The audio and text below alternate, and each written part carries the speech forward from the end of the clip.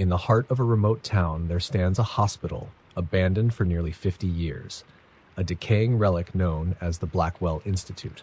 Once a psychiatric hospital, Blackwell Institute was notorious for its brutal treatments and mysterious deaths. Patients spoke of shadowy figures moving through the halls and the sound of distant whispers. Over the years, locals grew wary of the place. Strange occurrences were linked to it. A local boy vanished after sneaking inside, and search parties reported eerie encounters, unexplained chills, faint whispers, and a feeling of being watched. Eventually, people stopped going near it altogether. But every so often, a thrill seeker would venture in, hoping to uncover its secrets. One such person was Ethan, a freelance photographer obsessed with capturing abandoned places. He had heard the stories about Blackwell, but dismissed them as mere urban legends. Armed with his camera, he entered the hospital one rainy night, ready to prove that the rumors were nothing but ghost stories. The air was thick with decay, a nauseating scent that clung to him as he moved deeper into the building. Peeling paint and shattered windows surrounded him, and his footsteps echoed unnaturally in the silence. Ethan's flashlight caught glimpses of old patient records strewn across the floor, black and white photos of patients in straitjackets, their faces contorted in despair. As he walked, he heard a faint, rhythmic tapping. Dismissing it as dripping water, he continued through the labyrinthine corridors, the smell growing worse with every step. He entered what appeared to be the treatment wing. Rusted metal stretchers, overturned wheelchairs, and broken medical equipment lay in chaotic disarray. A stained bed was strapped with leather restraints, giving off a dark, chilling energy. Suddenly, he felt a cold draft, despite the windows being tightly sealed. The tapping grew louder, more insistent. Shining his flashlight toward the noise, he saw it, a gurney rolling toward him slowly as if pushed by an unseen force. His heart hammered in his chest, and he froze, his mind racing for an explanation. As the gurney drew closer, he noticed something horrid. The leather straps were fastened tight, yet something was writhing beneath them, as if the gurney was holding someone, or something. In terror, Ethan turned and ran, but the halls seemed to stretch endlessly. His footsteps echoed in a way that didn't feel right, as if there were additional feet slapping against the linoleum behind him. Glancing over his shoulder, he saw fleeting shadows, dark shapes that seemed to pulse and breathe. He tried to shake off the fear and focus, telling himself it was his imagination. But just as he tried to calm himself, a sharp, agonized scream erupted from the darkness ahead of him. He skidded to a stop, his flashlight flickering. Ahead, he could barely make out a figure standing at the end of the hall. It looked like a nurse in an outdated uniform, her head tilted at an unnatural angle. She stood perfectly still, staring at him with hollow eyes. Ethan's breath caught in his throat. Slowly, she raised one hand and pointed toward him, her mouth twisting into a grotesque, unnatural smile. Before he could react, the flashlight went out completely, plunging him into darkness. His breaths grew ragged as he fumbled with the flashlight, desperately trying to make it work. When it finally flickered back on, the nurse was gone. But a faint sobbing sound drifted down the hall, echoing softly around him. He turned and sprinted, every nerve in his body screaming to escape. As he rounded a corner, he stumbled into what must have been the children's ward. Brightly painted walls had long faded, and shattered toys lay scattered across the floor. The air was thick with an oppressive silence, but he heard a faint giggle, followed by the sound of small, light footsteps. He spun around, scanning the room with his flashlight, catching glimpses of shadows darting out of sight. Panic surged as he realized he was not alone. From the corner of his eye, he saw a child, no older than 5, standing in the corner with her back to him, shoulders shaking in what seemed to be laughter. He called out, his voice quivering, "Hello?" The child stopped laughing and slowly turned her head, though her body remained motionless. Her face was pale, eyes wide and empty, like twin pools of darkness. Her mouth stretched into an unnatural smile, revealing rows of jagged, blackened teeth. Her eyes fixed on him, piercing and unnervingly knowing. Frozen in fear, Ethan could only watch as the child began to move toward him, gliding without lifting her feet. The air grew colder, and he could feel his own breath forming clouds in the freezing air. Behind the child, more shadows appeared. Figures in hospital gowns with ghastly, twisted faces, their eyes pleading yet vacant. Ethan backed away, his mind racing, but his feet tangled and soft, and he stumbled to the floor. Looking down, he realized he had tripped over a pile of small, decaying dolls, each with a face that seemed to mirror the expressions of horror on the figures that now surrounded him. The doll's eyes seemed to follow him as he scrambled to his feet, the figures drawing closer with each passing second. In a final, desperate attempt, he bolted toward the exit, but the hospital itself seemed to resist his escape. Doors slammed shut before he could reach them, and the walls seemed to close in, as if the building were alive, trying to trap him within. The once empty halls were now crowded with shadowy forms, each reaching out, their cold, bony fingers grazing his skin. As he reached the main entrance, he found it locked, chained from the outside. He pounded on the doors, screaming for help, but his voice was swallowed by the oppressive silence. Turning, he saw the nurse again, standing in the middle of the hall, surrounded by other spectral figures. They stared at him with hollow, unblinking eyes, and then, as one, they began to advance. His flashlight flickered one final time, revealing the distorted faces of the souls trapped in Blackwell, their expressions twisted in eternal agony. In the dim, fading light, he saw his reflection in a broken window and realized with a shuddering horror that he looked just like them. His skin had grown pale and sunken, his eyes shadowed and hollow. He raised a hand to touch his face, and his fingers met cold, clammy flesh. The flashlight died, leaving him in complete darkness. His final scream was absorbed by the silent, greedy walls of the Blackwell Institute. By morning, the hospital stood as it always had, silent, decrepit, and abandoned. But if you stood close enough to its crumbling walls, you might hear a faint, terrified whisper calling for help, a voice lost forever within the shadows of the Blackwell Institute. In the heart of the deep, untamed woods lies the Hollow Pines Asylum, a decaying fortress that time and nature have nearly reclaimed.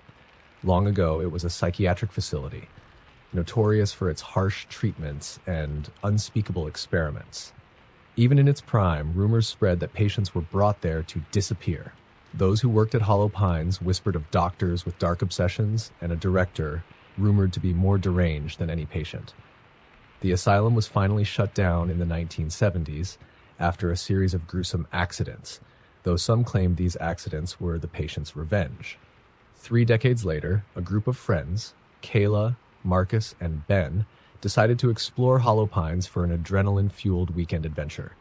Kayla was especially drawn to urban legends and had researched the place for weeks, collecting disturbing accounts of vanished patients, tales of ghostly children roaming the halls, and stories of bizarre chanting heard echoing through the walls. She convinced her friends they'd capture something extraordinary on camera. The night they arrived, the air was thick and suffocating, as if the asylum itself exhaled an ancient curse. The front doors hung open, creaking in the faint breeze, almost like they'd been waiting for someone to cross the threshold. Once inside, the darkness was nearly absolute. They switched on their flashlights and took a moment to adjust. Every corner seemed to hold a shadow, each door slightly ajar as if beckoning them forward. Kayla led the way, her heart pounding with a mix of excitement and dread. They moved through the labyrinthine hallways, the once sterile clinical walls now covered in grime, strange stains, and scratch marks. In one of the rooms, Marcus spotted what looked like an old restraint chair bolted to the floor, its leather straps frayed and stained a dark reddish brown. A faint metallic scent still lingered in the air. He swallowed hard, imagining the horrors that had happened there. Kayla, eager to capture evidence, turned her camera on the chair and clicked the shutter, but just as the flash went off, she caught something in the viewfinder. A figure, standing just behind Marcus. A thin man in a hospital gown, his face contorted in silent agony, his eyes lifeless and staring directly at her. She screamed, stumbling backward, but when she looked again, the figure was gone. Marcus laughed nervously, trying to shake it off, but the terror in Kayla's eyes told him she hadn't imagined it. Continuing down the hall, Ben felt an eerie sense of déjà vu. The walls, the broken lights, the torn furniture, it was all disturbingly familiar. Then he remembered his childhood nightmares, a recurring dream of being trapped in a place just like this, unable to escape the echoing screams and the cold hands reaching for him. As they rounded a corner, the dream surged back, sharp and suffocating. He could feel an unseen force watching, closing in. In the next room, they found an old examination table beneath a cracked skylight. Ben's flashlight flickered, and in its intermittent glow, he saw something deeply unsettling, a series of claw-like scratches on the table, long and deep as if carved by someone desperate to escape. Kayla leaned in closer to inspect it when a loud clang echoed from behind them, sending all three spinning around. In the darkness, something scuttled across the floor, leaving a faint trail of footprints, small, childlike, and smeared in fresh mud. The footprints led down another corridor. Against all instincts, Kayla pushed forward, drawn by a strange compulsion she couldn't resist. At the end of the hallway, they found the children's ward. Old toys lay scattered across the floor, broken and dusty, but one toy, a small red ball, was curiously pristine, as if it had been placed there only moments ago. The ball rolled slowly across the floor, stopping just at Kayla's feet. She reached down, hand shaking, and picked it up. The moment her fingers touched the ball, she heard it, a faint giggling that sounded far too close. She dropped the ball and it rolled back down the hall, but the giggling continued, rising in volume, filling the hallway with an eerie, childlike melody. The lights overhead flickered and shadows seemed to gather, growing darker and darker until they formed the shape of a child. The child's face was blank, featureless, except for two deep, dark holes where eyes should have been. Its small hands reached out to Kayla, who was frozen in terror. A cold, clammy touch grazed her arm, and she felt a stabbing chill spread up to her shoulder. She pulled away, screaming, and the figure vanished, leaving only the faint scent of decay.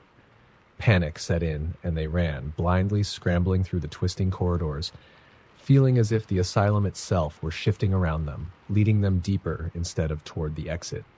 They found themselves in the basement, where the air was stifling and rancid. Rows of cells lined the walls, each with a narrow barred window, and they could hear faint whispers drifting out from behind the doors. Frantic, pleading voices that seemed to speak directly into their minds. Kayla, horrified yet entranced, approached one of the cells. As she peered inside, she saw a woman with hollow eyes staring back at her, rocking back and forth, murmuring under her breath, "They'll come for you, just as they came for me." The woman's face was gaunt, her skin stretched tight over her skull, her hands raw and bloody. As she repeated the chant, other voices joined in, their whispers merging into an overwhelming cacophony of despair and rage. The sound grew louder, more frenzied, filling the room with a maddening intensity. Ben shouted, trying to drown out the noise, but his voice was lost in the chaos.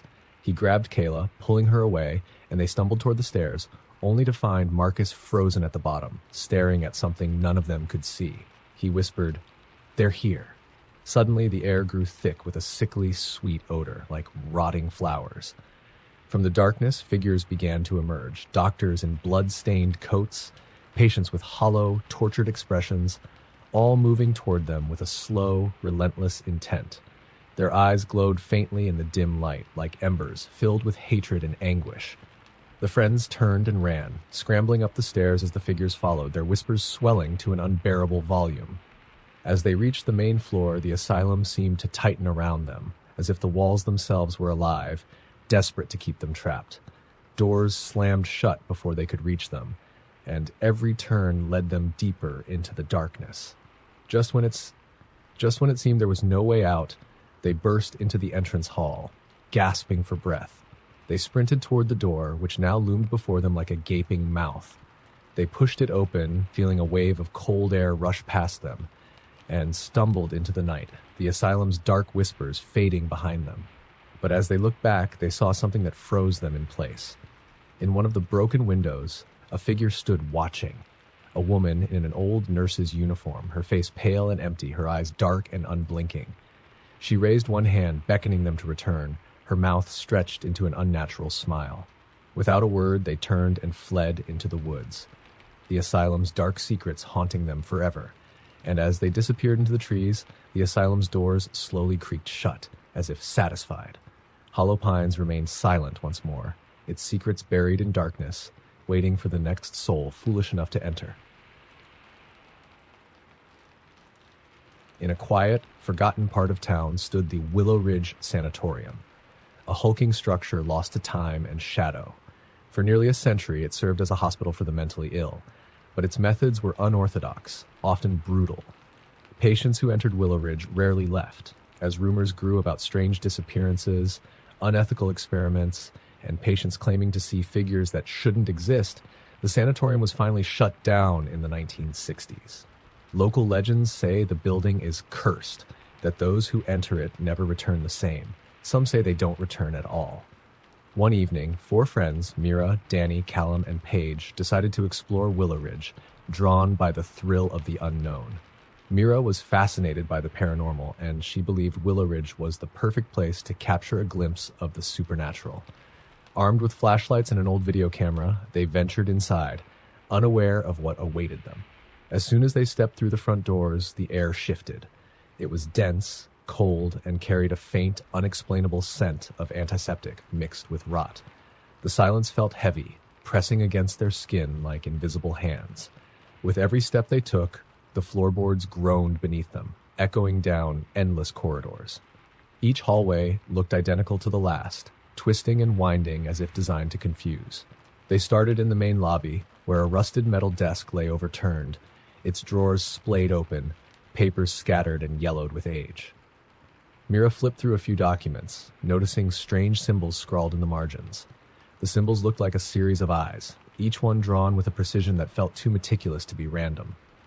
Paige shivered and urged them to keep moving. The deeper they went, the colder it became. Soon their breath fogged the air in front of them, and their flashlights dimmed, even with fresh batteries. They brushed it off as a power drain from the cold, but an unsettling feeling settled over them. They found themselves in the treatment wing, lined with rooms that still had heavy iron doors.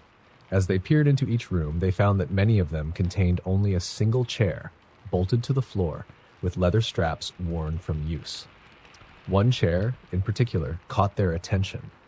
It was positioned in front of a large, cracked mirror, and strange dark stains pooled beneath it. Callum joked that they were just stains from rust, but his voice cracked as he said it, and no one laughed. Danny, carrying the video camera, decided to film the mirror. But as he did, something appeared in the viewfinder. A figure, just barely visible, sitting in the chair. The figure was blurry, like an afterimage, but the outline was unmistakably human. Its head hung low, and its arms were restrained at the wrists. He called the others over, but when they looked, the chair was empty. Confused and unnerved, Danny rewound the footage, only to find the figure had disappeared entirely. They pressed forward, trying to shake off the encounter, but their nerves were frayed. They entered a hallway where the walls were lined with photographs of past patients. Each face seemed twisted in fear or agony, eyes wide, mouths slightly open as though caught mid-scream. As Mira scanned the photos, she realized one face looked familiar, a boy with dark hair and hollow eyes, wearing a hospital gown. She couldn't place where she'd seen him before, but the recognition made her stomach lurch. Turning away, she suddenly heard a faint whisper, as if someone were speaking right into her ear. The voice was hoarse, frantic, repeating a single phrase over and over. "Help me. Help me." It was so clear she could feel the breath behind it, icy and damp. She spun around, but no one was there. The others hadn't heard a thing. In one of the larger rooms, they found what seemed to be a recreational area, though everything was decayed, covered in dust and mold.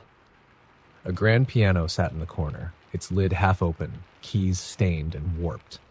Danny dared Paige to play it, laughing nervously to lighten the mood. But as her fingers brushed one of the keys, a loud, discordant note rang out, a shrill, ear-splitting sound that didn't match the key she'd touched. Before she could pull her hand away, the piano played another note on its own, and then another and another until a slow, haunting melody filled the room, as though unseen hands were performing a broken, twisted waltz. Mira grabbed Paige's arm, and they backed away, horrified. The melody grew louder, echoing down the hallways, filling the empty rooms with an eerie life of its own. Then, all at once, it stopped. In the silence that followed, they heard faint footsteps. Slow, shuffling, getting closer. The footsteps dragged along the floor as if someone were walking with leaden, exhausted legs. Callum's flashlight flickered, and in that momentary flash, they saw a figure standing at the end of the hall. It was the boy from the photograph. His eyes were wide, hollow, and fixed on Mira. His mouth stretched into a scream, but no sound came out. Instead, he reached a trembling hand toward her, his gaze pleading. The lights flickered again, and the boy was gone. but the dragging footsteps remained, echoing all around them, coming from every direction. They ran, sprinting down the corridor, but no matter which way they turned, the footsteps followed. They stumbled into the operating theater, a vast room with tiered seats surrounding a single operating table at its center. The metal surface was coated in dark stains that looked fresh, though the room hadn't been used in decades. Instruments lay scattered around the table, scalpel blades glinting in the dim light, their edges sharp and pristine. It was as if someone had set the table up recently, preparing for a procedure. Danny's camera whirred to life on its own, recording as the lights above the operating table flickered on, casting a sickly yellow glow over the room. The friends stood frozen as a figure appeared on the table, bound by leather straps. It was the boy again, his eyes wide with terror, his mouth opening in a silent scream as invisible hands lowered a scalpel toward him. Panicking, Mira tried to pull her friends toward the door, but the air had grown heavy, thick, making every step feel like wading through water. The whispers returned, louder, frantic, filling the room with pleas, screams, and desperate cries. "Help us. Don't leave us. Stay with us." Callum tripped and fell, and as Mira reached out to help him up, she saw dark bruises forming around his wrists, as if invisible hands were gripping him, holding him down. He screamed, and the bruises darkened, spreading up his arms as if something was draining the life out of him. They dragged him out of the room, barely able to move against the crushing weight of the air around them. The whispers grew louder, pleading with them to stay, to help, to join them in their eternal prison. As they reached the main corridor, Mira looked back one last time and saw the figures of countless patients standing in the shadows, their hollow eyes following her, reaching out, hands clawing at the air.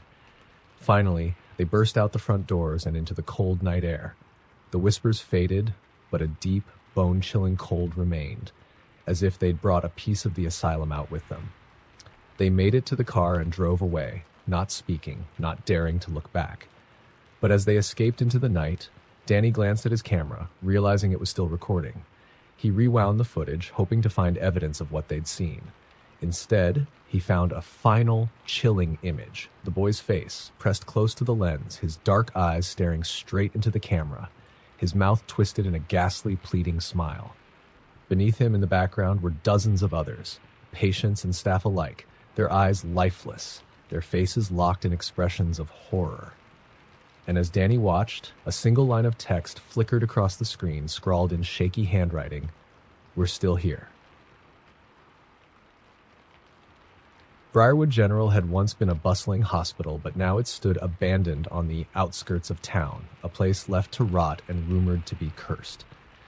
In the 1950s, it was known for controversial practices, where the lines between medical treatment and human experimentation blurred. Local stories claim that during its final years, the doctors at Briarwood began seeing things. Dark shadows creeping in the hallways, whispered voices luring them into rooms that shouldn't exist. The hospital eventually shut down after a horrific incident no one would speak of, and Briarwood was left to decay. 30 years later, a pair of amateur paranormal investigators, Lila and her friend Sean, ventured to Briarwood in hopes of capturing evidence of the supernatural. They had read countless stories of hauntings and bizarre occurrences, but were determined to see the truth for themselves. The night was cold and still as they arrived, the fog settling low across the broken parking lot. The building loomed above them, windows shattered and gaping like black, empty eyes. They entered through a side door, prying it open with a crowbar, and stepped into the darkness. Inside, the air was thick with the smell of mold and decay, and their flashlights cast eerie shadows across the peeling walls and crumbling floors. As they walked deeper into the building, they could hear the soft hum of static from their equipment, a strange interference that only grew louder the closer they got to the central wing. It was there they encountered their first strange sight, an old hospital bed in the middle of the hallway covered in a thin layer of dust. On its side were strange symbols, crudely scratched into the metal, symbols neither of them could recognize. Lila shone her flashlight across the walls, revealing faint handprints smudged into the dust. Each print looked frantic, smeared downward as though someone had been dragged against their will. She reached out to touch one, and as her fingers brushed the wall, she felt a biting cold shoot through her hand. She yanked it back, her skin prickling with an unnatural chill that lingered long after. They continued into what was once the intensive care unit. The smell grew stronger here, thick and metallic. Lila's flashlight fell upon a single gurney parked in the center of the room.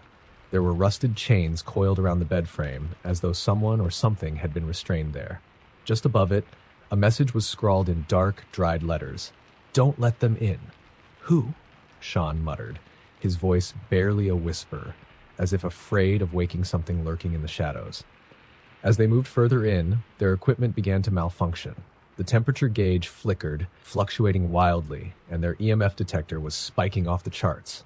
Then, in the dim glow of his flashlight, Sean caught sight of something moving down the hallway. A figure, pale and indistinct, gliding slowly through the darkness. Its limbs were thin and contorted, its head tilted at an unnatural angle, like it had been broken. "Lila!" Sean whispered, trying not to draw attention to themselves, but the figure turned its head toward them anyway. Though it had no discernible features, they could feel its gaze, heavy and malevolent, boring into them. Suddenly it lunged forward, moving impossibly fast. They bolted, racing down the corridor, hearing the thudding sound of footsteps that didn't belong to either of them echoing right behind. They rounded a corner and slammed through a set of doors, finding themselves in the maternity ward. The doors shut behind them with a resounding clang, and the footsteps abruptly stopped. The ward was eerily silent, filled with old cribs draped in cobwebs and dust-covered stuffed animals lying scattered on the floor. The ceiling lights flickered, casting a sickly greenish glow over the room, just enough to reveal a series of small, child-sized handprints smeared across the walls. The prints seemed to move up the walls and across the ceiling, as though whoever made them had defied gravity. One crib, inexplicably clean amidst the decay, held a single battered doll with glassy eyes. As they approached it, a cold draft blew through the room, though none of the windows were open. The doll's head turned, slowly, creaking, as it twisted to face them. Its mouth, which had been sewn shut, seemed to strain against the stitching as though it were trying to speak. Lila stumbled back, and the doll fell forward to the right, landing with a hollow thud that seemed to echo unnaturally loud in the silence. But then they heard it, a child's voice, faint, singing a lullaby. The voice was sweet but eerie, coming from somewhere just beyond the walls. The song grew louder, and with it came soft giggling, though there were no children there. The lullaby ended with a faint whisper that chilled them to the bone. "Come play with us." They tried to leave the maternity ward, but the doors wouldn't budge. They were trapped, and the giggling continued, growing louder, coming from all directions. Sean pounded on the doors, desperate to escape, when he felt a hand on his shoulder. He spun around, finding himself face to face with a little girl in a hospital gown, her eyes vacant, her expression blank. She looked up at him, her voice barely a whisper. "Have you seen my mother?" Her words were hollow, as though she were speaking from a great distance. Before Sean could react, she reached out, her hand ice cold, gripping his arm with a surprising strength. He gasped, feeling the cold seeping into his bones, and his vision began to blur. Lila screamed and grabbed him, pulling him free from the girl's grasp. She pulled him toward a broken window on the far side of the room, hoping they could escape through it. As they neared it, they noticed a dark stain on the floor, leading to a heavy metal door labeled Morgue. The door swung open with a groaning creak, as though inviting them inside. From the darkness beyond, they heard a faint, rasping breath, followed by the sound of something dragging itself across the floor. Lila aimed her flashlight into the room, revealing dozens of gurneys, each one draped with a sheet that covered a disturbingly human-shaped form beneath. Then, one of the sheets began to move. A hand, a decayed skeletal hand, slipped out from beneath the sheet, clawing at the air. The figure sat up slowly, revealing an eyeless, grinning face, its mouth stretched wide in a permanent, nightmarish smile. It looked straight at them, even with its hollow sockets, as though it could see them. And then it began to speak, a guttural, gravelly voice that seemed to scratch at their eardrums. "We're waiting for you."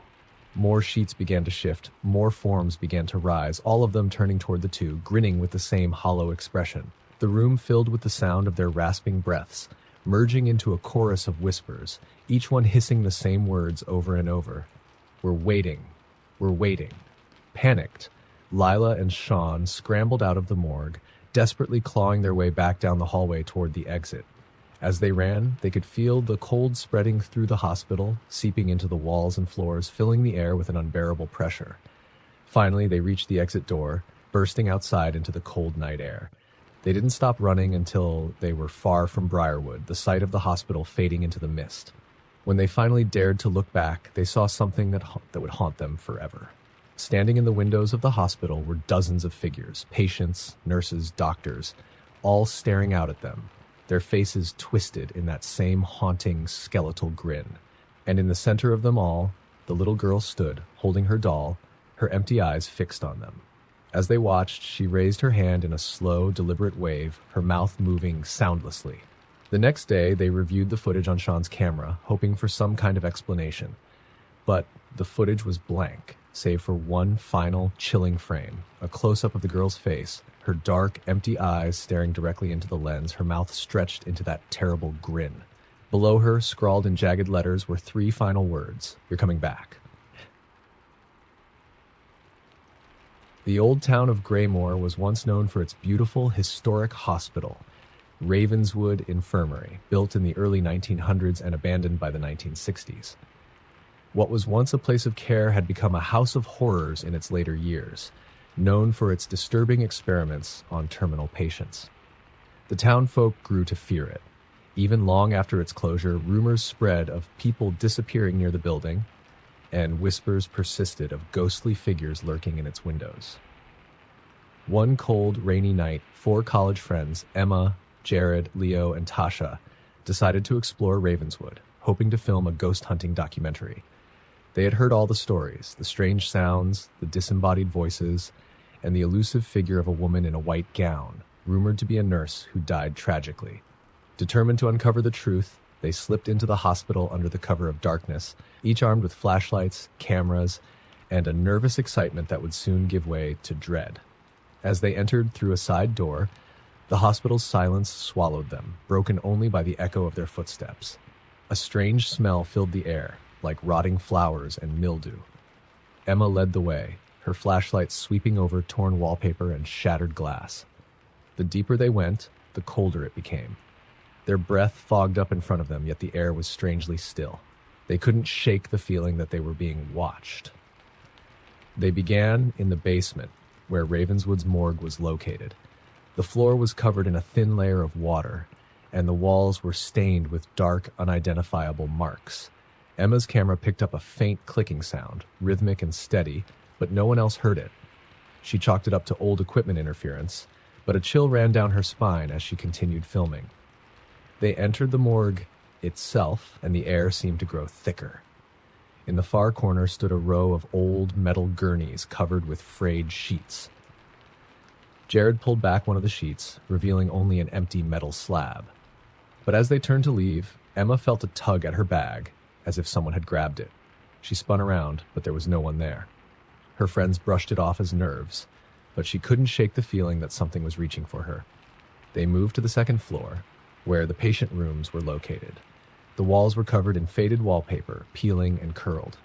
On one door was scratched a name, Mary. The letters were jagged, as if someone had scraped them into the wood with desperate shaking hands.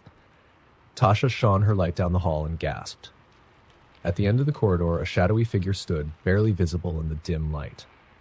It was a woman in a long, white gown, her face obscured by matted hair. She stood impossibly still, watching them. Before anyone could react, she glided forward, silently, almost as if floating. They stumbled back, but the figure vanished the moment they blinked. "Did you see that?" Jared whispered, his face pale. The others nodded, their eyes wide. But they had come this far, and none of them wanted to be the first to suggest turning back. They moved cautiously through the rest of the patient wing, finding strange remnants of the past. An old doll with its eyes gouged out, a wheelchair positioned in the center of a room, as if waiting for someone. On the walls, crude drawings of faces lined the paint, dozens of them, each one more distorted than the last, their eyes wide with fear. Leo tried to laugh it off, saying it was probably just graffiti from bored kids. But as he said it, they heard a soft sobbing sound coming from just around the corner. They froze, exchanging frightened looks. Emma crept forward, her camera rolling, and turned the corner. There, in a darkened room, was a figure sitting on the floor, knees drawn to its chest, rocking slowly. It was the same woman they had seen before, her white gown stained and torn. Her face was hidden, but her body shook with quiet, heart-wrenching sobs. Emma held her breath as she filmed, the camera capturing every movement. Suddenly, the figure stopped rocking. It lifted its head slowly, revealing a face contorted in terror, her mouth wide open in a silent scream, her eyes hollow and staring right at Emma. The woman began to crawl toward her, moving at an unnatural speed, her mouth still open in that horrible scream that no sound escaped from. Emma screamed and stumbled back, and the others grabbed her, pulling her away from the room. They fled down the corridor, but the building seemed to twist around them, the hallways stretching on and on. Doors they'd come through before were now locked, and they found themselves trapped, running through endless corridors. They finally reached a stairwell and climbed to the third floor, where the operating theaters were. The room they entered was large, with tiered seating above, as if for an audience, and a single rusted operating table in the center. Surgical tools lay scattered on a metal tray, untouched for decades, but gleaming as if freshly cleaned. On the walls were deep scratches like claw marks, and words scrawled in an unknown dark substance. "They took my eyes! They took my eyes!" Tasha let out a strangled sob, but then they heard it again, the clicking sound Emma had heard earlier, echoing through the empty theater. She raised her camera, panning across the room, and caught sight of a figure moving in the shadows, just at the edge of her lens. It was tall, thin, and dressed in a doctor's coat, its face hidden behind a surgical mask, though something dark and wet leaked from beneath it. The figure raised one hand, holding a scalpel, and pointed it directly at them. Then it began to walk forward, each step punctuated by that same clicking sound, growing louder, faster. They backed away, pressing against the wall, but the doctor advanced, his empty eyes peering at them with a mix of anger and hunger. He stopped just a few feet from them, reached up, and slowly peeled off his mask. His face was a grotesque mockery of human features, his mouth sewn shut, his eye sockets empty and bleeding, and yet, somehow, he was staring right at them. Then he reached out, his hands stretching impossibly long, and grasped Emma's arm. A cold, agonizing pain shot through her, and she felt her skin begin to numb under his touch, as though he were draining the life from her. She screamed, pulling away, and the figure released her, vanishing back into the shadows with a final, chilling click. They didn't stop running until they burst out of the hospital doors, gasping for air. Outside, the rain had stopped, but the fog was thicker than ever. They scrambled into their car, too shaken to speak, and sped away from Ravenswood Infirmary. Days later, Emma reviewed the footage on her camera, hoping to find some explanation. But the video was almost entirely blank. Nothing but static, except for a single frame that froze as she paused it. In that frame, she saw herself standing in the operating theater. But she wasn't alone. Behind her stood the doctor, his hollow, bleeding eyes fixed on her. And on the walls, in that same dark substance, a new message had appeared, one that hadn't been there before. "They're waiting for you to come back." The St. Mark's Asylum had been abandoned for nearly 70 years. Locals called it the Hell House because of the horrific experiments rumored to have taken place there. The asylum had once housed some of society's most disturbed souls, but over time its patients and staff seemed to grow just as deranged as those they were treating. Torture disguised as treatment became the norm, and stories circulated of patients disappearing from their rooms, only to be found days later wandering the grounds, their minds shattered. In the 1950s, after a fire killed several staff members and patients, St. Mark's was shut down for good, left to rot on the edge of the town's forgotten woods. The building itself became a twisted curiosity, drawing paranormal enthusiasts and thrill-seekers despite its haunted reputation. But the townspeople knew better. They knew that those who entered St. Mark's rarely came back unchanged, and a few never came back at all. One foggy autumn night, 3 high school friends, Kara, Jake, and Liam, decided to test their bravery.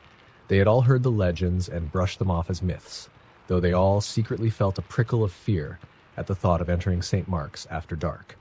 Armed with only flashlights and a shared daring, they set off into the woods, eager to explore the old asylum. The 3 teens climbed through a broken window, and Kara's flashlight beam danced across the dusty, decrepit interior. The air was thick and stale, with a scent that was a blend of mildew and something sickly sweet that made her stomach churn. As they moved through the corridors, it felt as though the walls were closing in, the shadows shifting and elongating in ways that defied explanation. The silence was intense, broken only by the occasional creak of the floorboards beneath their feet. The building was so quiet that every sound they made seemed amplified, echoing ominously in the darkness. In one room, Jake found a patient's file lying on the floor, its brittle pages covered in strange scribbles and symbols rather than words. The symbols looked like eyes, circles with tiny dots in the middle, each one scratched into the paper with maddening precision. He showed it to the others, laughing it off, but his voice was uneasy. They continued deeper into the asylum, reaching the wing that housed the most disturbed patients. The rooms here were lined with metal, windowless, and cold. In one cell, a rusted wheelchair sat facing the wall. Kara cautiously approached it, feeling an irrational need to turn it around. As she gripped the handles and spun it toward her, her breath hitched. The seat was smeared with dark, dried stains, but it was what was on the wall that made her stomach drop. Scratched into the metal, over and over, were the words, "They took my soul. They took my soul." Each letter was jagged and deep, as though made in a frenzy of desperation. Liam pulled her away, suggesting they leave the ward, but they heard a faint sound like a woman's voice humming. The melody was soft, almost comforting, yet something about it felt wrong, as though it was coming from everywhere and nowhere at once. "Let's go back," Kara whispered, but the other two insisted they continue. They came upon a stairwell that led to the basement. The humming grew louder as they descended, twisting into a warped lullaby that made their skin crawl. The basement was pitch black, save for the weak beams of their flashlights, and the smell was overpowering, rotten and sour. They passed rows of empty gurneys, each one marked with scratches and dark stains. The air felt heavier here, as if weighed down by something unseen. As they approached the far end of the basement, they saw a door slightly ajar, marked with a rusted sign, "Treatment Room B." They paused, considering whether they should open it. But then Liam, trying to be brave, nudged the door with his foot. It creaked open, revealing a small, dimly lit room. In the center was an operating table, its leather straps still attached, though they were frayed and stained. On the walls hung black and white photographs of people and their faces twisted in agony, mouths open in silent screams. Each face seemed to be watching them, the eyes in each photo reflecting a desperate terror. Some of the photos had holes where the eyes should be, as if someone had gouged them out. "Okay, this was a mistake," Jake whispered, backing away, but as he did, they heard something shuffle behind them. They turned, and Kara's flashlight flickered just enough to reveal a tall, thin figure standing at the edge of the light, wearing what appeared to be a tattered nurse's uniform. Her head was bowed, her long hair covering her face. "Who's there?" Liam asked, trying to sound calm. The figure didn't move or respond. Suddenly, the lights in the room flickered violently, casting the nurse's figure in and out of shadow. She lifted her head, revealing a face that was horribly disfigured, her eyes hollow and her mouth stretched into an unnatural, too-wide smile. The lights went out completely, and they were plunged into darkness. In the pitch-black silence, they heard footsteps, soft, padding closer and closer. The humming began again, low and haunting, coming from every direction. Panic set in, and they scrambled to find the door. But as they fumbled, the walls seemed to shift, the room stretching and twisting, trapping them inside. The humming grew louder, turning into an eerie chant that echoed in their minds. Then Kara felt it, a hand, cold and clammy, resting on her shoulder. She froze, too terrified to scream, her heart racing as the hand squeezed tighter and tighter until the pain was unbearable. She managed to break free, and the three of them bolted up the stairs, hearing faint, mocking laughter following them. When they finally burst outside, they collapsed onto the ground, gasping for breath, each of them shaken to the core. But as they looked back at the asylum, they saw something chilling. Dozens of shadowy figures standing in the broken windows, watching them, their eyes glinting with malevolent curiosity. And in the topmost window, they saw her, the nurse, her face twisted into that same too-wide smile, staring down at them with hollow eyes. They ran all the way home and vowed never to speak of what they saw. But as the days passed, strange things began happening to each of them. They started hearing the humming at night, faint and distant. Shadows moved in their rooms, always lurking just at the edge of their vision. And one by one, they started to disappear.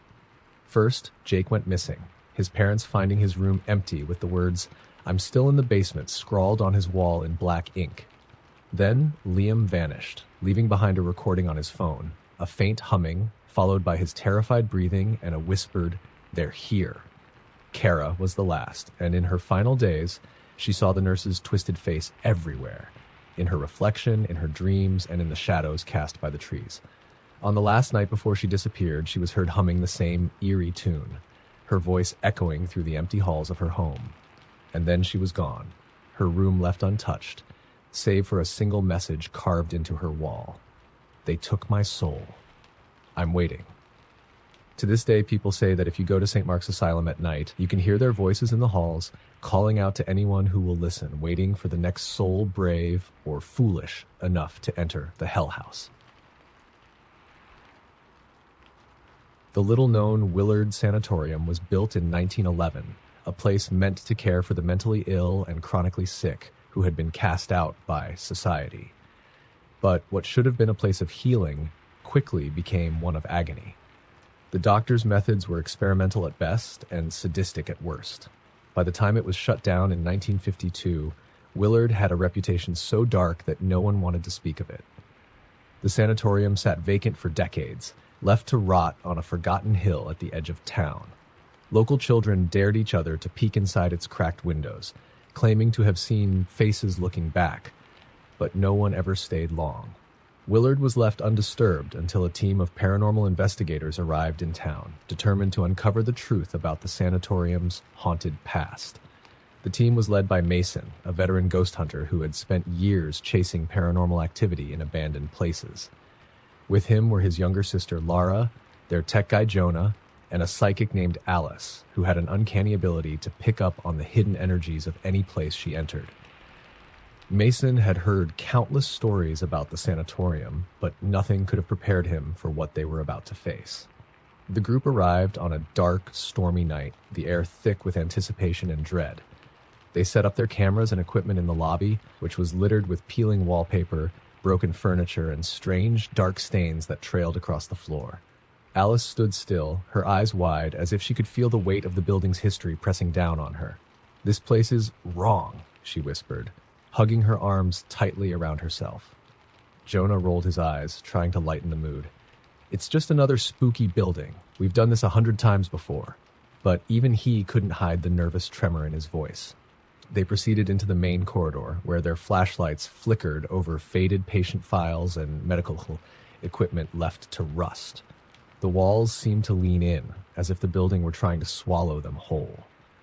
In the first room they entered, they found an old electroshock therapy machine, wires and pads still attached. The air was cold and musty, but as soon as they stepped inside, the temperature dropped even further.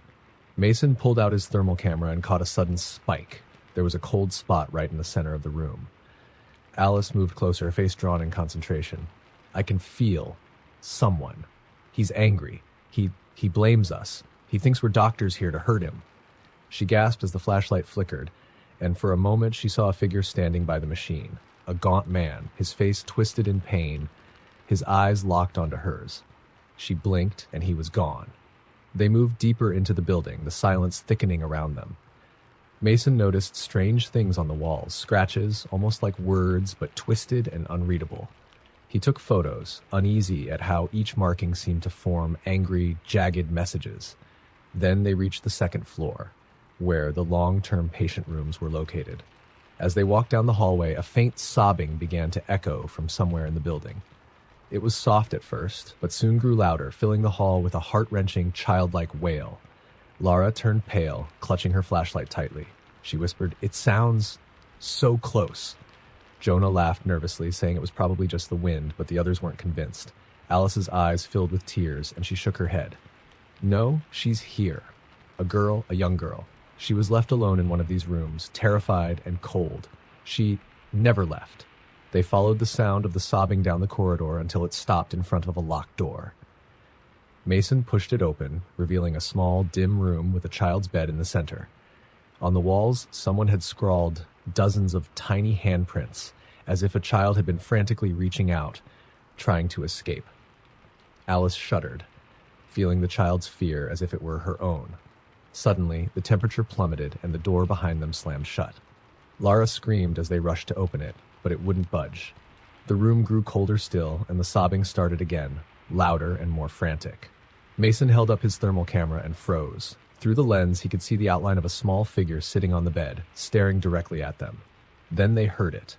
A whisper, faint but unmistakable, echoing through the room. "Help me, please." Lara felt a chill run down her spine.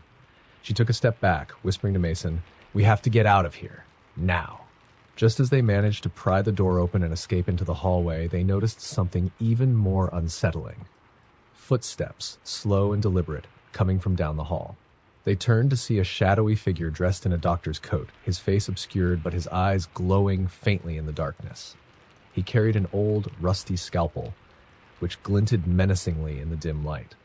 The figure advanced, his footsteps echoing ominously as he dragged the scalpel along the wall, leaving deep scratches that trailed after him. Alice gasped, clutching her head as if she were in pain. "He's furious. He blames us. He thinks we're the ones who trapped him here." The shadowy doctor's form seemed to flicker in and out of sight, growing larger and more twisted with each step. The team backed away, terrified, but the corridor stretched on endlessly, as though the building itself were trapping them, twisting their sense of direction. Panicked, they stumbled into another room, locking the door behind them. The room was filled with old records, crumbling and yellowed with age. On the desk lay an open patient file, detailing the experiments conducted on those who had been held in the sanatorium. The whispers grew louder, filling the room with overlapping voices. They could make out phrases, "Please, don't," and "It hurts." Their pleas echoed around them, as if dozens of souls were trapped, endlessly reliving their last moments. Then, in the corner of the room, a figure materialized, a man strapped to a gurney, his body writhing in agony as though experiencing electroshock treatment. His eyes met theirs, wide and pleading, and he mouthed the words, "Help me." Lara screamed, pulling at Mason's arm, begging to leave, but the door wouldn't open. Outside, they heard the scraping of the scalpel getting closer. The doctor's voice rasped through the air, his words cruel and mocking. They all begged, but no one left alive. The lights in the room flickered, and they saw the doctor standing on the other side of the door, watching them with empty, hollow eyes, his face twisted into a grotesque smile. His voice echoed, cold and distant. "Stay with us. You belong here now." The door began to creak open, and the doctor's hand reached through, skeletal and decayed, as if he'd been dead for decades. His fingers stretched toward them, each one elongated and gnarled. With one final surge of terror-fueled adrenaline, Mason kicked the door, knocking it shut just long enough for Jonah to smash the window. They climbed through, cutting themselves on broken glass, and sprinted out into the night, never looking back. Days later, when they reviewed their footage, they found disturbing anomalies. Shadows that moved on their own. Faces that appeared in the background.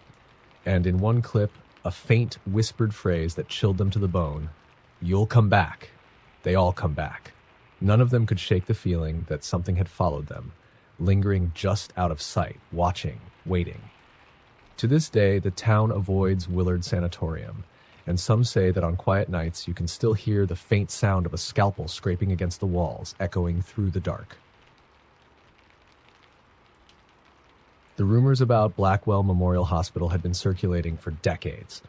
Built in the 1930s as a state-of-the-art facility, it was originally known for its surgical breakthroughs. But beneath its gleaming reputation, whispers of unethical experiments, botched procedures, and secret wings filled with suffering patients began to circulate. By the 1970s, it had become a place of horror stories and hushed tales. And in 1984, after a series of unexplained deaths and patient disappearances, Blackwell was shut down. It had remained sealed ever since, abandoned and left to decay on the edge of town. A small group of urban explorers, drawn to Blackwell's chilling reputation, decided to enter the hospital and spend the night. There were 4 of them: Sarah, Tom, Lily, and Max. They prided themselves on exploring haunted locations, capturing photos and recordings of eerie sounds. Blackwell was the pinnacle, the most notorious building in the area. Armed with flashlights, cameras, and recording equipment, they snuck in through a broken basement window and began their exploration. As they entered the long-abandoned building, an unnatural chill enveloped them, one that seemed to seep into their bones. The once sterile corridors were now coated in grime, with medical equipment scattered around, and the occasional wheelchair overturned in eerie silence. The lights above, though long disconnected from any power, flickered sporadically, casting distorted shadows along the walls. Sarah, the leader of the group, spoke into her recorder. Entering the lower level of Blackwell Memorial, it's freezing in here. Feels like something's watching us. Her voice echoed softly through the corridor, the only sound in the oppressive silence. They moved through the hospital in hushed anticipation. In each room, they found remnants of its past, rusted surgical tables, dusty patient files, and bloodstains that had faded into ominous bronze smears on the tile floors. Lily shivered as she passed an old shattered mirror in one of the patient rooms. She thought she saw something behind her, a quick flash of a figure, impossibly tall, its eyes dark and sunken. But when she looked again, there was nothing there. Max, the jokester of the group, tried to lighten the mood. Maybe they should have called this place Blackwell Memorial for a reason. Seems like everyone here left in a body bag. His voice, though meant to be teasing, seemed to trigger something. A cold breeze blew through the hallway, and each of them felt a prickling on the back of their necks, a heavy sense of being watched. It wasn't until they reached the hospital's intensive care wing that things started to take a dark turn. The ICU was far worse than the rest of the hospital. Medical beds sat in neat rows, as though waiting for patients. Some were still strapped with old restraints, the leather cracked and brittle. Sarah shone her flashlight on one bed, noticing something strange. The mattress was indented, as if someone had recently been lying there. "Look at this," she whispered, and the others gathered around. The indentation in the mattress grew darker, as though a shadow were filling it in. And then, right in front of their eyes, the shape of a person, head, shoulders, arms, appeared as an imprint on the bed. The flashlight flickered, and the bed gave a faint creak, as if someone were shifting their weight.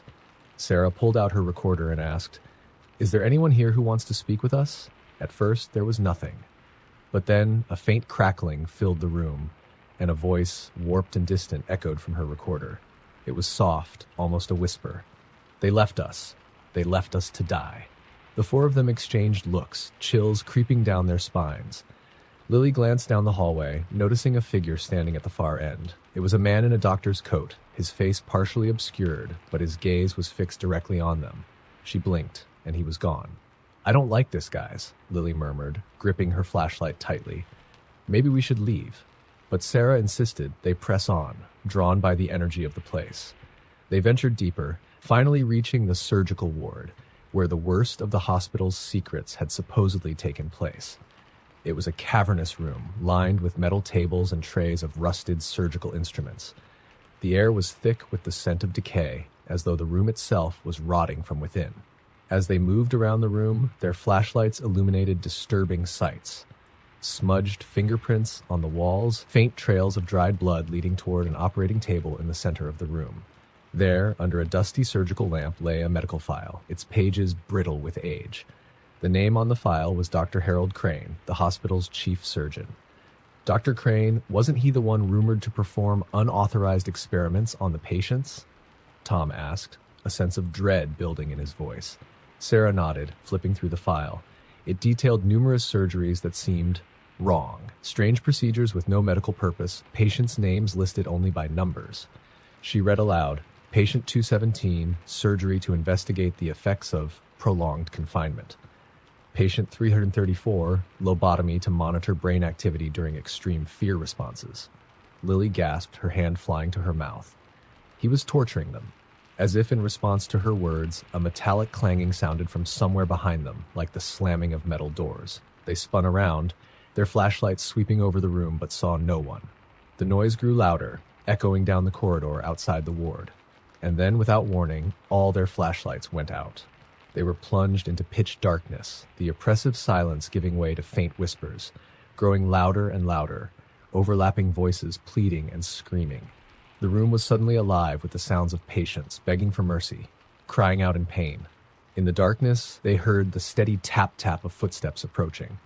Sarah managed to get her flashlight working again, and the beam landed on the doorway, where a figure now stood. It was Dr. Crane. His face was gaunt, hollowed, his eyes sunken and lifeless. He held a scalpel in one hand, his white coat stained with old blood. He stared at them, his mouth stretching into a grim, unnatural smile. "Welcome," he whispered, his voice barely audible yet dripping with malice. "I've been waiting for new patients." He began to advance, the scalpel glinting as he moved slowly toward them. The team backed up, trapped in the surgical ward, their terror mounting as they frantically searched for an escape route. Then, with a sickening thud, the doors to the ward slammed shut behind them. They screamed, clawing at the door, but it wouldn't budge. Sarah looked back and saw Dr. Crane advancing, his skeletal fingers clutching the scalpel, his eyes never leaving hers. In a moment of pure panic, she turned and swung her flashlight at him, but it passed right through him. He faded like smoke, only to reappear right beside her, his cold hand brushing her shoulder. "You're staying with us," he hissed. "Forever." The last thing they heard was the sound of metal restraints snapping shut, the lights flickering once more, and the unmistakable hum of surgical instruments coming to life.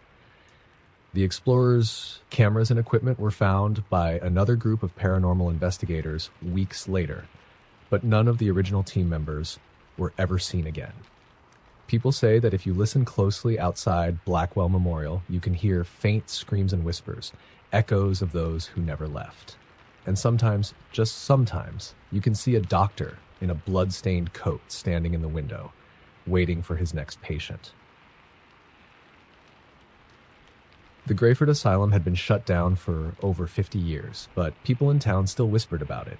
Rumors spread of twisted experiments, abuse, and patients forgotten and left to suffer in isolation. Though closed, the asylum was never fully demolished.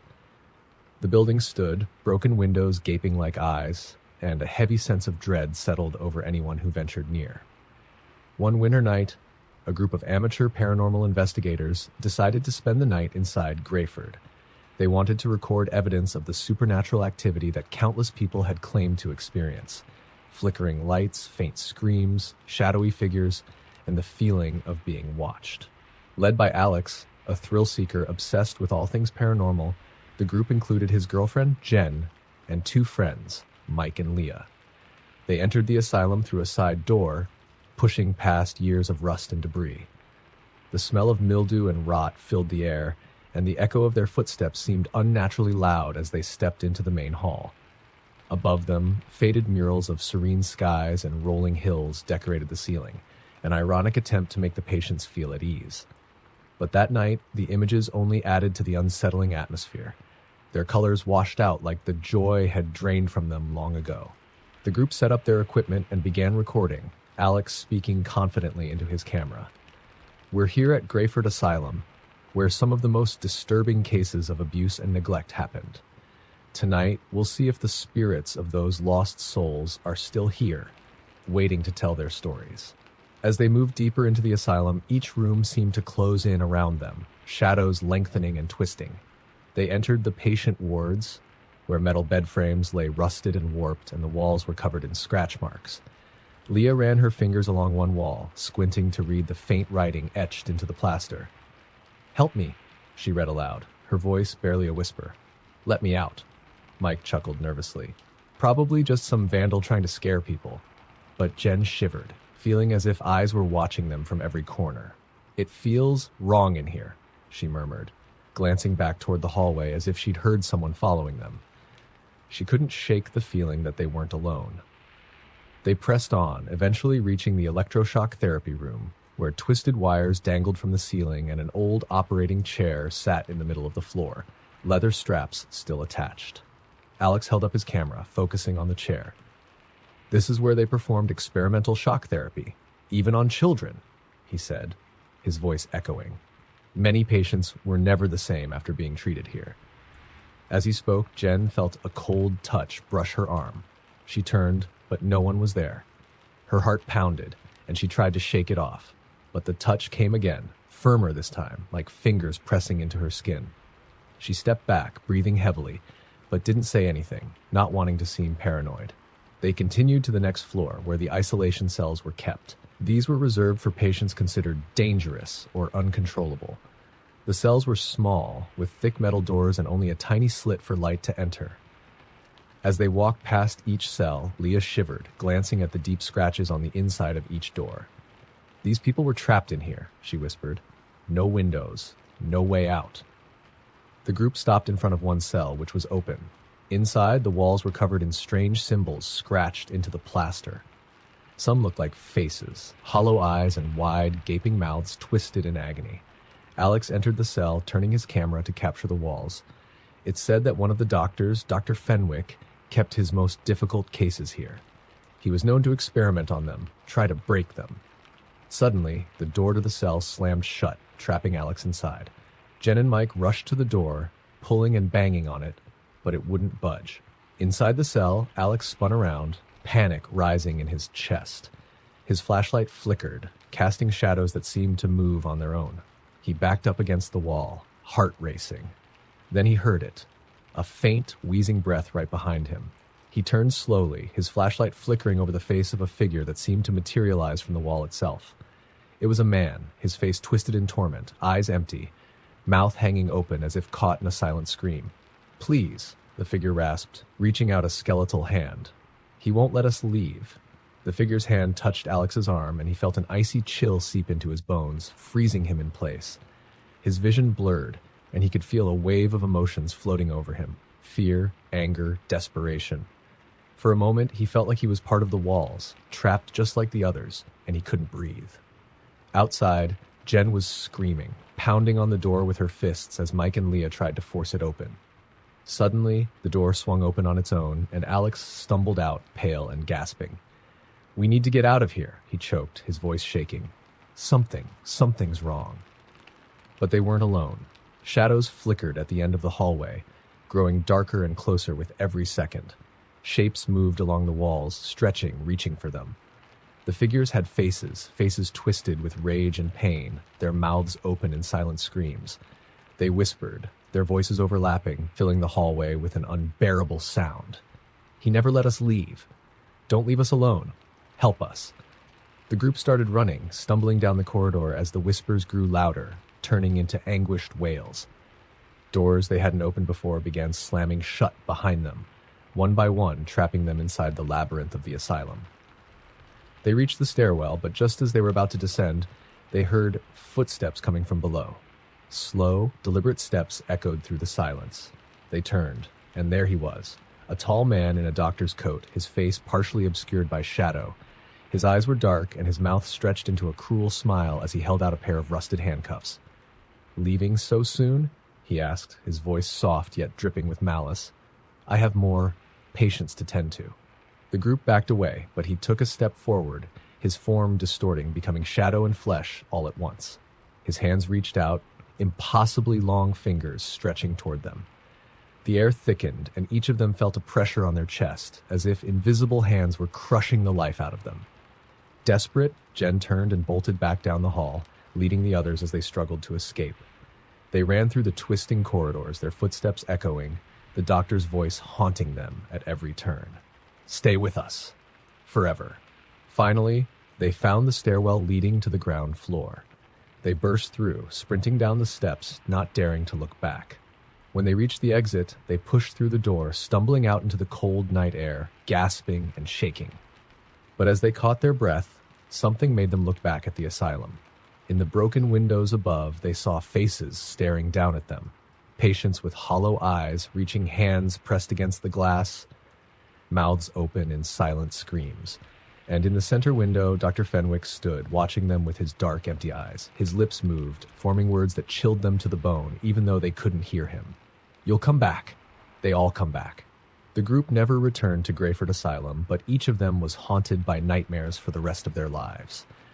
And sometimes in the dead of night, they would hear faint whispers, as if someone were calling them back.